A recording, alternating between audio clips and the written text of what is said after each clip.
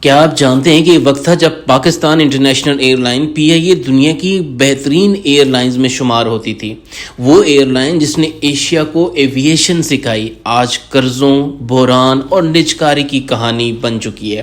آج کی اس ویڈیو میں ہم جانیں گے کہ PIA کی شروعات کیسی ہوئی، اس کا سنہری دور کیا تھا، پھر زوال کی وجوہات کیا ہیں اور آخرکار فروخت تک کا مکمل سفر۔ پاکستان بننے کے چند ہی سال بعد 1951 میں PIA کی بنیاد رکھی گئی اور پھر 11 مارچ 1955 کو PIA نے اپنی پہلی بین الاقوامی پرواز کراچی سے لندن کے لیے روانہ کی براستہ روم اور قاہرہ کے راستے۔ یہ صرف ایک پرواز نہیں تھی، یہ پاکستان کے عالمی سفر کی شروعات بھی تھی۔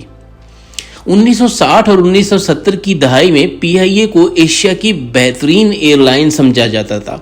PIA پہلی ایئر لائن تھی جس نے ان فلائٹ انٹرٹینمنٹ متعارف کروایا، جدید تربیت یافتہ عملہ تیار کیا اور کئی عالمی ایئر لائنز کے لیے رول ماڈل بنی۔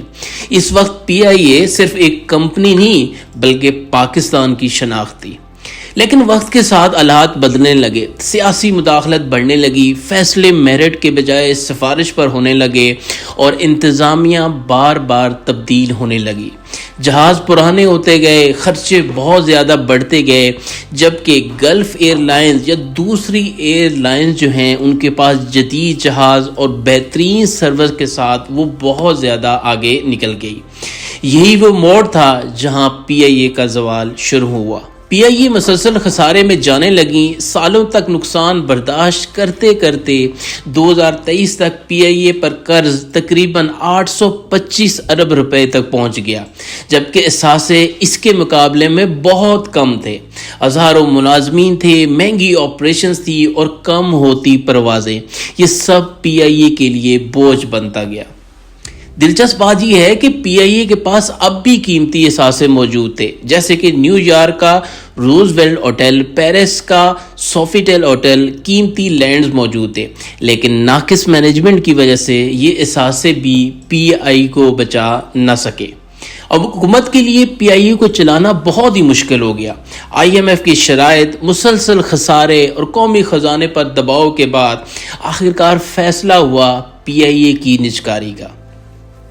2025 میں PIA کے 75% شیئرز نجی گروپ کو فروخت کر دیے گئے 135 ارب روپے میں۔ یہ پاکستان کی تاریخ کا سب سے بڑا اور اساس نجکاری فیصلہ تھا۔ سوال یہ ہے کہ کیا نجی مینجمنٹ PIA کو دوبارہ کھڑا کر پائے گی؟ اگر شفاف فیصلے، جدید جہاز اور مسافر پر اعتماد بحال ہو گیا تو شاید PIA ایک بار پھر فضاؤں میں اپنا مقام بنا لے گی۔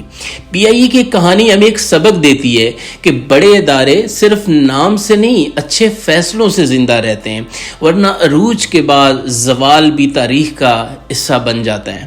اگر آپ کو یہ معلوماتی ویڈیو پسند آئی ہے تو B2C ڈیجیٹل کو فالو، سبسکرائب ضرور کیجیے گا اور کمنٹ میں یہ بھی بتائیے گا کہ کیا PIA کی نجکاری درست فیصلہ تھا یا نہیں۔